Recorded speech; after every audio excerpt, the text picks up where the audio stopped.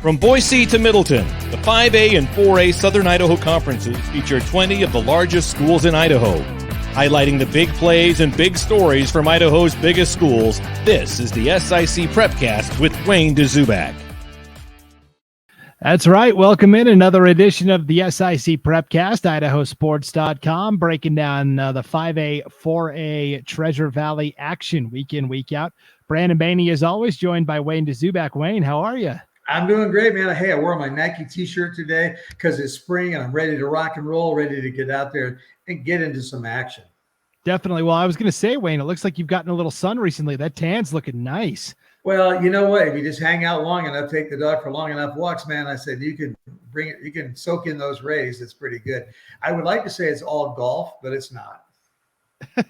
Yeah, what's the do you like to get out on the golf course a couple times a year, or how avid a golfer are you, Wayne? Not at all, because see, I'm OCD, so I have a problem. You know, after about the third hole, I start looking at everything. A squirrel runs across the course. I start talking about that, and I just lose my concentration.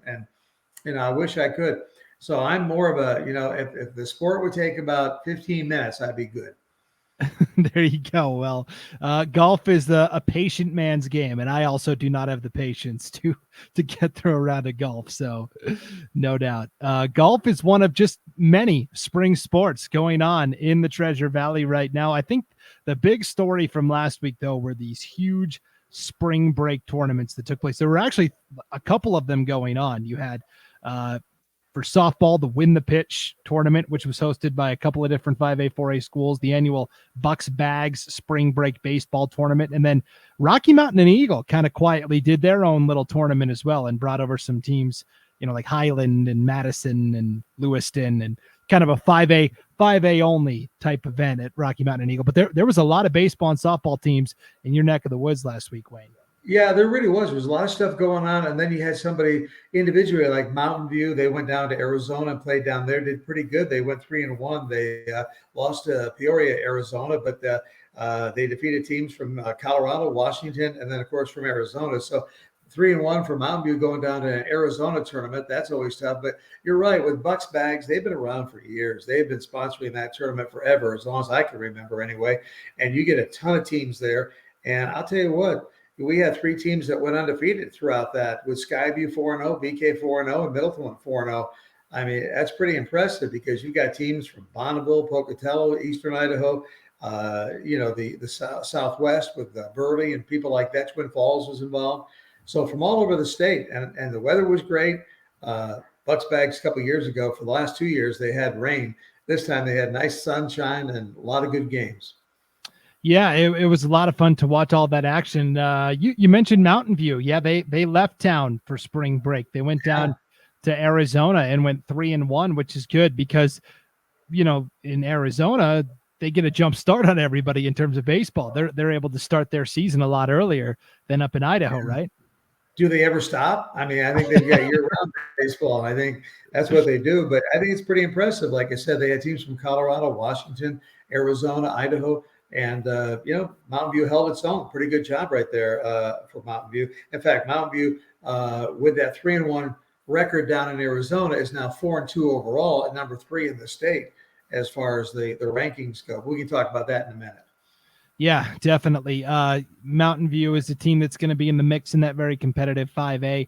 And you mentioned, we'll just start with baseball, the Bucks Bags tournament. You had Skyview go 4-0, wins over Bonneville, Pocatello, Canyon Ridge, and Reynolds High School from Oregon. And then a couple of 4A teams went 4-0. Bishop Kelly with wins over Blackfoot, Burley, Bonneville, and Minico.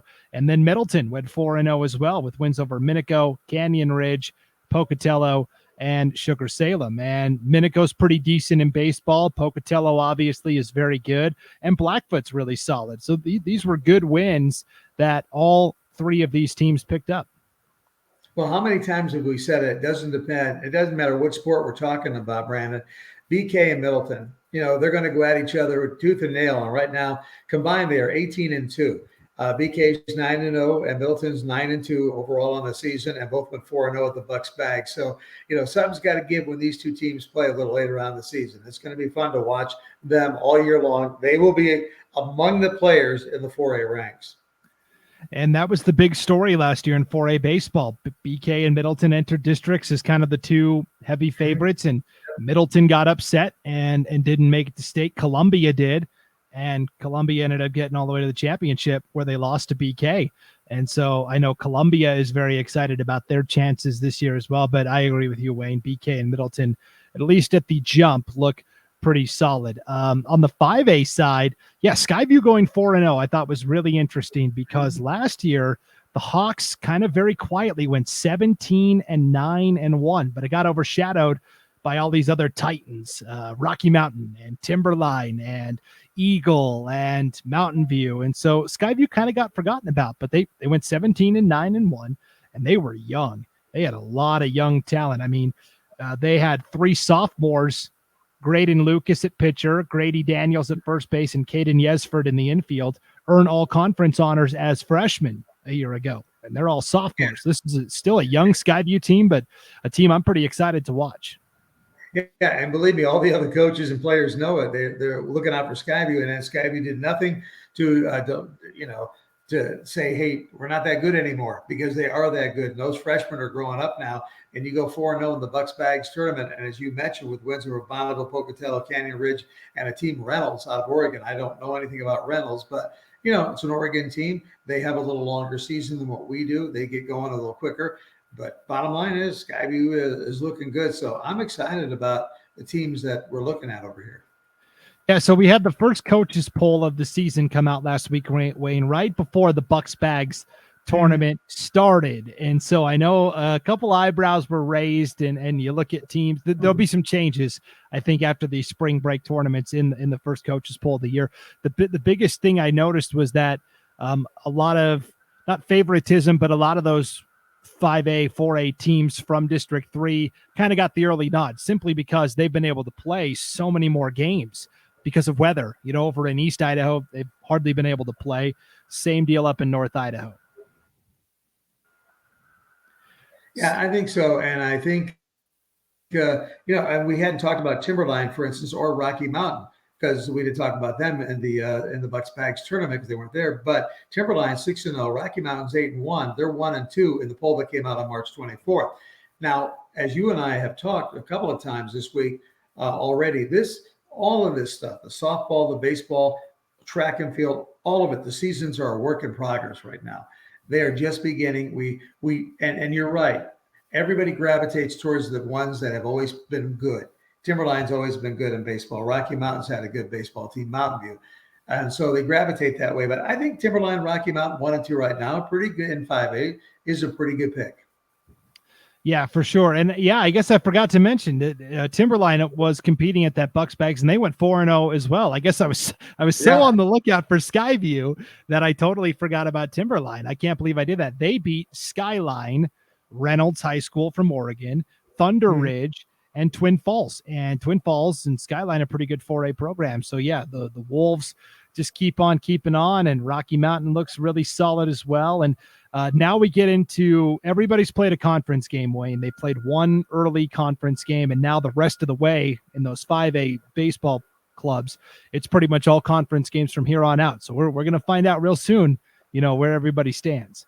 Yeah, it's going to be a lot of fun, but the tournaments give us a lot of insight as to what we're going to have and what we're going to see. And really, the cream has already come to the top. It's right there. We know what these teams are going to do.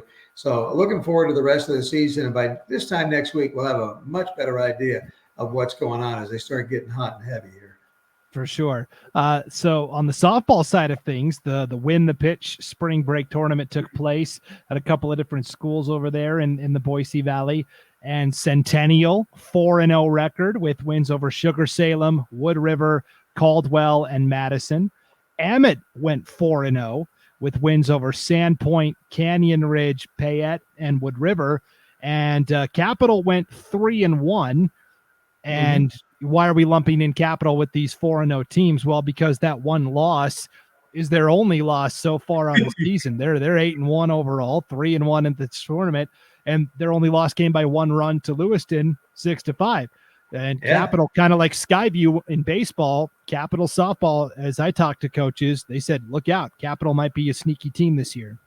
Yeah, there's no lookout about it. Watch out. They are there. Like you said, they're 8-1. They're ranked number 2 right now in the first poll of the year, right behind Skyview at 7-0. So they're right smack dab in it. Timberline, don't forget about them. They've got a good baseball team, but their softball team's not so shabby either. It's 6-1. So it's right there, number 3 in the polls.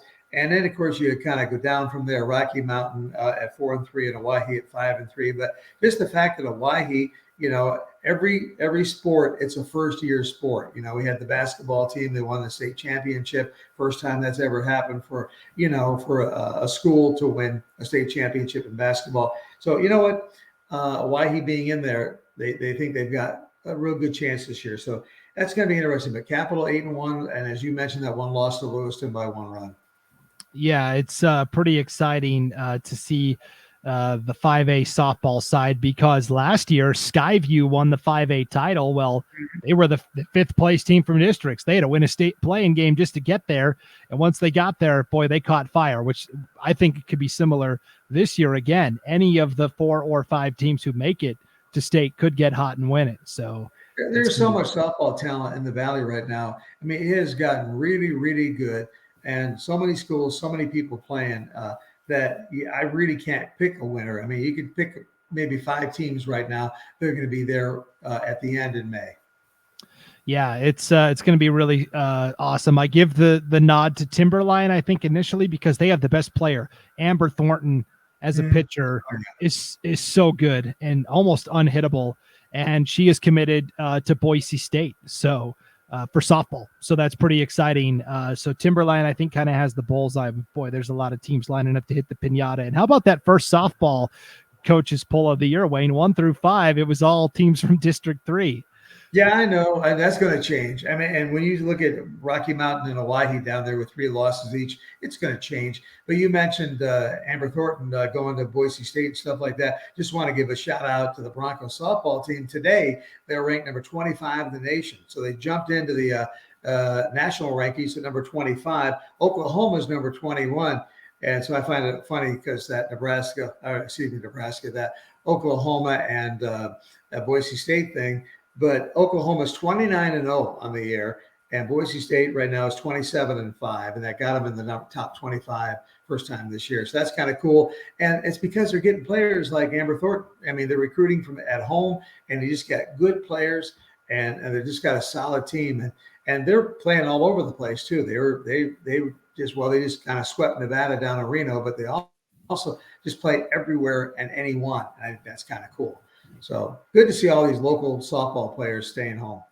Yeah, it's really exciting, and to see Boise State continue to develop as a softball program at the college level as well. Very exciting to watch for sure. So that's what happened last week. Let's look ahead to what's coming up, Wayne. There is a huge, and we talked about it a little bit last week, but a huge dual track meet coming up this week. Well, Boise and Rocky Mountain. I mean, the Boise girls, they are the cream of the crop. I mean, they are there. The Boise boys are okay, but Rocky Mountain won the championship last year for the boys. Now, coming up on Friday at Rocky Mountain, and they're already talking about it here in these parts, about those 2 teams. It's just going to be a dual meet. It's going to be interesting to see what they do. The girls, I don't see any chance Rocky Mountain beating the gals, but the guys is going to be a fun one. And, it's going to be interesting because Rocky Mountain has 3 runners that really do a good job in the mile. And that's one of the first events of the meet on Friday night is the mile run. Ty Sainsbury, Trent Wygod, who is going over to Boise State.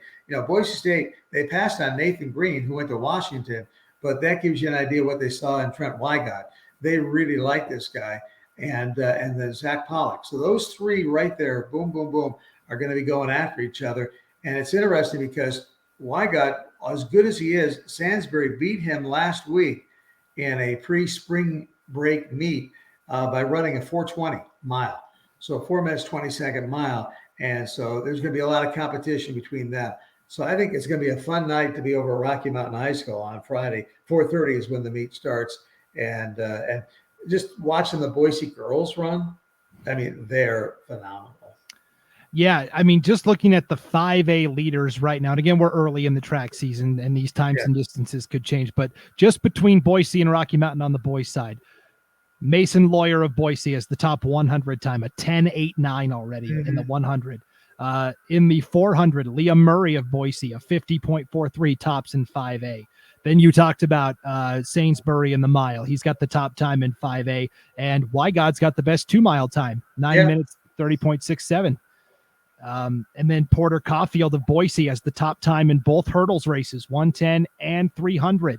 And then you get over into the field events. And Seth Nelson of Boise, top pole vaulted mark in 5A, 15 feet 3 inches he's already cleared. And so the talent is there, and that's just the boys' side. If you look at the girls' side and what's going on between, just again, Boise and Rocky Mountain, that's it. Sophia Clark, top time in 5A in the 100. In the and she's only a sophomore too, by the way. That's pretty impressive stuff. It just blows me away. Boise doesn't have any of those top times yet in those distance races, but they will. Allie Bruce is right there, and of course, Samantha Smith will probably be making her track and field debut for the Brave distance runners. So this is going to be a really good dual meet. There's going to be star power on both sides, and maybe some of these 5A leading times and distances might be bettered. We'll have to see what the weather has in store. Well, yeah, and the weather I think is going to be okay. It's supposed to be a little bit windy later today and maybe tomorrow, but I think by Friday it's supposed to settle down a little bit, so they should have great. I know it's supposed to be sunny, so it should be good weather. And you're right, it's the Super Bowl of early season dual meets in high school track and field, and what better dual meet than have those two powerhouses going after each other. And the fact that it's a dual meet really does make it personal. I mean, when you have a tri-meet or you got 4 or 5 teams involved, that's one thing. But here you got the dual meet, you got these two going after one another, just like they did in state last May. So it'll be fun. It'll be fun to watch, fun to report on next Tuesday or, next week when we do this Prepcast. Definitely. And before we head out, we want to give a shout out to soccer team, the girls soccer team from Rocky Mountain High School. What a great season they had. Didn't quite end the way they wanted it to at state, but boy, just a slew of players signing to play at the next level. Most of them seniors, but one junior did just verbally commit. Caitlin Slocum, who was a really outstanding player for Rocky Mountain last year, just a junior, but she's already committed to play women's soccer at Boise State at the next level. It's very exciting. I tell you what, when you take a look at Slocum's record and over the years, and like you mentioned, she's only a junior. She's going to graduate in May of 23. Boy, that makes me feel old when I talk about somebody graduating in May of 23. Unreal. Bottom line is that, she's ODP player. She's got all kinds of awards. She's right there, and she's only going to get better. She's already kind of committed. So she's that's kind of off her chest. She doesn't have to worry about, hey, I'm getting recruited. She can concentrate on her senior season and get done. And so it'll be kind of fun to watch her. And again, kudos to Boise State for picking up on some local talent. Yeah, this past year, Slocum in 22 games scored 23 goals and had 11 assists. So a goal and 0.5 assists per game. That's pretty steady, consistent production. And she's not the only member of Rocky Mountain going to Boise State. Nadia Kincaid, who is a senior, is also going to the Broncos. They become, I believe, the 5th and 6th Rocky Mountain graduates ever. Kincaid and Slocum will. The 5th and 6th Rocky Mountain graduates ever to play women's soccer at Boise State, which is just awesome. So, well, Slocum plays for the Boise Thorns as well. And that's a team that just makes national news all the time. So, they're good. And again, Boise State sees that. They see how they dominate the state of Idaho in soccer and how they're doing well now competing in the West Regionals and stuff like that. So they go, hey, let's just keep these gals at home and let them play right here and help us win. And that's what they're doing. Also signing from Rocky Mountain, Madison Murphy and Haley Murphy, both going to NIC. Miley Carver, another D1 student athlete. She's going to play at Dixie State, soon to be Utah Tech. I think they're renaming it, but they're a Division I program. And also their goalkeeper, Ellie Stoll. She's going to go play for, I love this name, Wayne, the Trinity Trolls. What do you think? TNT, baby. That's right. Trinity Trolls. You got to love it. Yep, for sure. So a lot of exciting stuff going on for athletes, male and female, in the Treasure Valley. And again, this is what we're going to do in the springtime. We're going to just pick a couple of big headline type stories and break it down for you. But just know that there is a lot of good action going on all across the Treasure Valley this time of year, Wayne. And I think, Brandon, it will get more in depth as we get into the season because it really just started. Spring break, I mean, it's all the kids coming off spring break now, getting back and focusing. Yeah, they focused on the Bucks Bags tournament and softball tournaments and whatnot, but now it's conference time, as you mentioned. They're going to focus on that, and we're going to see times being set that we can talk about and discuss, athletes that we can say, hey, look, we told you this person was good, and we can see trends, and we'll find it, whether it's softball, whether it's tennis. We haven't really gotten into tennis yet. Golf, we haven't got things like that. Is golf this time of year? Yes. Okay. It'll be moving to the fall next year, but for now, yes. It gets me confused sometimes. But bottom line, we have baseball and softball. We have so much track and field. It'll be fun to talk about. Yeah, definitely. So thanks for tuning in to the SIC Prepcast, and enjoy the competition this week, everybody. For Wayne Duzbak, I'm Brandon Baney. We'll see you next time on IdahoSports.com.